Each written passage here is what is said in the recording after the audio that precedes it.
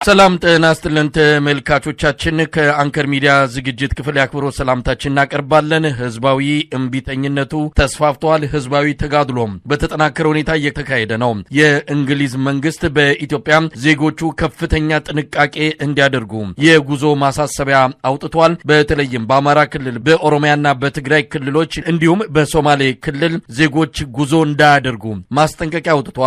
የተለያዩ ሀገራትም በኢትዮጵያ ዜጎቻቸውን ጥንቃቄ እንዲያደርጉ ማሳሰቢያ እየሰጡ ይገኛሉ።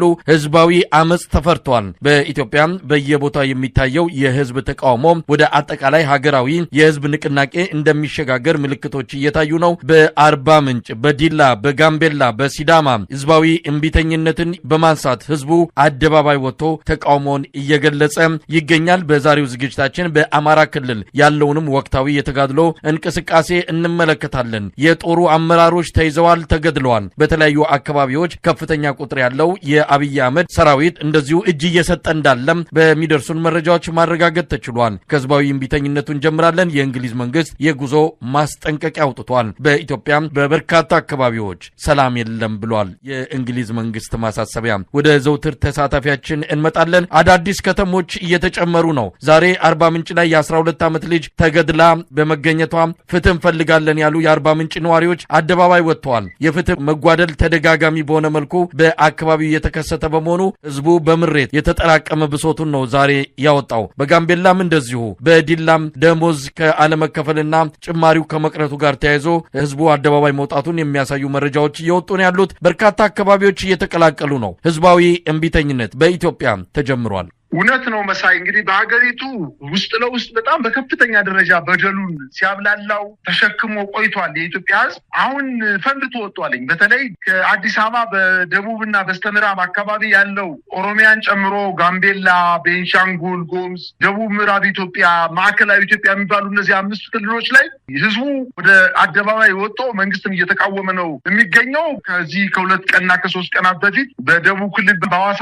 ከተማ በጣም በቅርብ ርቀት ገኘው ቦና የምትባለው ወረዳ ላይ በጣም መንግስት መቆጣጠር አቅቶት ትናንትናም ዛሬም እንደዚሁ ማህበረሰቡ ወጦ ከፍተኛ ተቃውሞ እያሰማ ነው። አሁን ደግሞ ትናንትናና ዛሬ በአርባ ምንጭ የታጠቁ ኃይሎች ከፍተኛ የሆነ አመጹን ለማብረድ ከፍተኛ ጥረት ቢያደርጉም ከቁጥጥር ውጭ ነው፣ ከአቅማቸው በላይ ሆኖ ከተማው ህብረተሰብ ወደ ጎዳና ወጦ ተቃውሞውን በማሰማት ላይ ነው የሚገኘው። ይሄ ነገር በጋምቤላም እንዲሁ ከመንግስት ሊቆጣጠረው ወደማይችል ደረጃ ደርሶ ህብረተሰቡ ከታጠቁ ኃይሎች ጋር ፊት ለፊት እየተጋፈጠ ነው የሚገኘው። እንግዲህ በመምህራን የተጀመረው፣ በመንግስት ሰራተኛው የተጀመረው፣ በሐረር አካባቢ ደግሞ እንዲሁ በምዕራብ ሐረርጌ ደግሞ በፖሊስ ሰራዊት አባላት ደሞዝ አልተጨመረንም፣ እኛ ተነጥለን ቀርተናል፣ ደሞዛችንም እየተከፈለን አይደለም በማለት ወጥተዋል። አሁን አጠቃላይ የመንግስት ሰራተኛው ብቻ ሳይሆን ለስርዓቱ አገልጋይ የሆነ መሳሪያ አንግቦ ስርዓቱን ለማስቀጠል ጥረት ሲያደርግ የነበረው ኃይል በሙሉ በመንግስት ላይ ተቃውሞ እያስነሳ ነው የሚገኘው። እውነት ለመናገር ይሄ ነገር ከአጠቃላይ ህዝባዊ በመሆኑ ከእንግዲህ በኋላ መንግስት በፍጹም ሊቆጣጠረውና አዳፍኖ ሊያስቀረው የማይችል ደረጃ ላይ ደርሷል። የታጠቀ ኃይልን የማይፈራ መሳሪያ ያነገበን ኃይል የማይፈራው ትውልድ አሁን ተፈጥሯል። አሁን ዛሬ በአርባ ምንጭ ያየነው መሳሪያዎች፣ ጥይት ይተኮሳል። ነገር ግን ድንጋይና ዱላ ይዞ አመጽ ለማስነሳት እና ወደ ታጠቁ ኃይሎች ጋር ግጭት ለመፍጠር ፊት ለፊት እየተጋፈጠ ነው የሚገኘው። በጋምቤላ የተመለከትነው ተመሳሳይ ነገር ነው።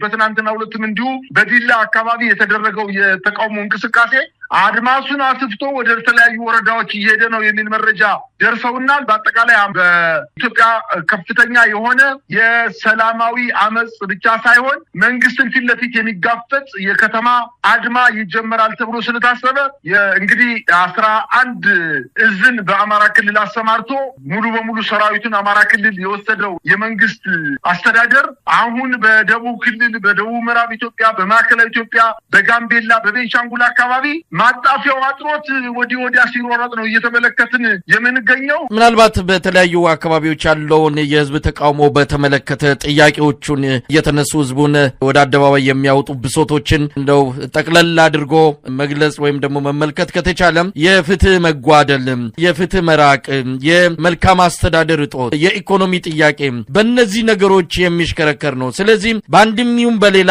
በመላው ኢትዮጵያ ህዝቡ አመጽ ውስጥ ከወጣ ብሶቱን ወደ አደባባይ በአደባባይ ለመግለጽ ህዝባዊ እምቢተኝነትን የሚጀምር ከሆነ ተመሳሳይ ናቸው አጀንዳዎች።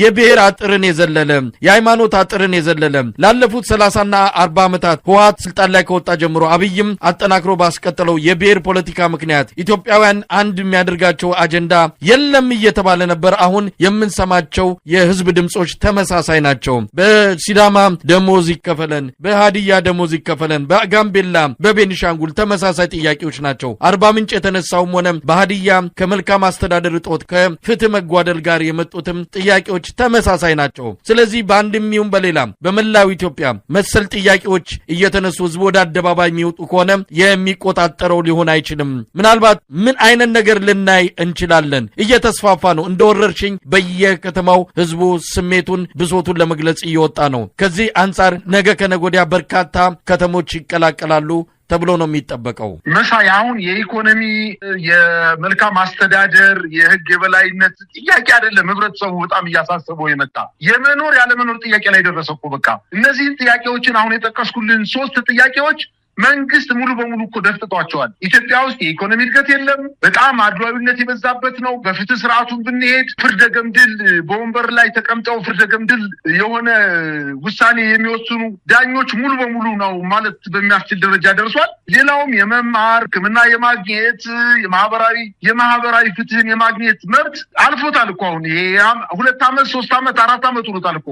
አሁን የመኖርና ያለመኖር ጥያቄ ነው እያነሳ ያለው። እንግዲህ በደቡብ ክልል መሳይ በደቡብ ምዕራብ እና በማዕከላዊ ክልል 5 እና 6 ወራት ደሞዝ ያልተከፈላቸው የመንግስት ሰራተኞች አሉ። እነዚህ የመንግስት ሰራተኞች ትዳራቸውን ፈተው ከሚያስተምሩበት ትምህርት ቤት ትተው ከወላጆቻቸው ጋር ሄደዋል። ሚስት በአንድ በኩል ባል በአንድ በኩል ልጅ በአንድ በኩል ሆኖ ትዳር የበተነ ስርዓት እንደሆነ ይታወቃል። ደሞዝ አልከፈለም። ወልቂጤ የሚባለው ወይንም ስልጤ የሚባለው ዞን መሳይ አሁን ትናንትና የደረሰኝ መረጃ የሚያመላክተው በስልጤ ዞን የሚባለው በሁሉም ወረዳዎች ላይ የፍየል አንድ ግለሰብ ፍየልና ዶሮ ሲሸጥ ግብር ከፋዮቹ እዛ ገበያ ላይ ተገኝተው ዶሮ 400 ብር 500 ብር ሽጣልና ይሄን ያክል ግብር ክፈል በማለት እያሰቃዩት ነው የሚገኙት። ትምህርት ቤቶች ተዘግተዋል። መምህራኖቹ እንዲያውም ያልተዘገበለት በስልጤ ዞን በበርካታ ወረዳዎች መሳይ በበርካታ ወረዳዎች ስልጤ ዞን መምህራን የስራ ማቆም አድማ አድርገዋል። የክልሉ አስተዳደር የዞኑ አስተዳደር የታጠቁ ኃይሎች